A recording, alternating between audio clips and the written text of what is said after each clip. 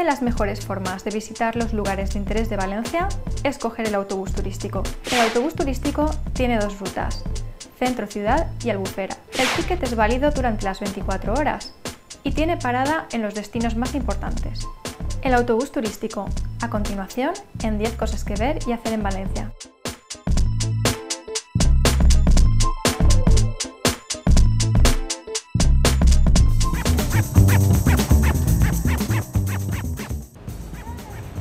Una de las mejores formas de ver la ciudad es subir al autobús turístico.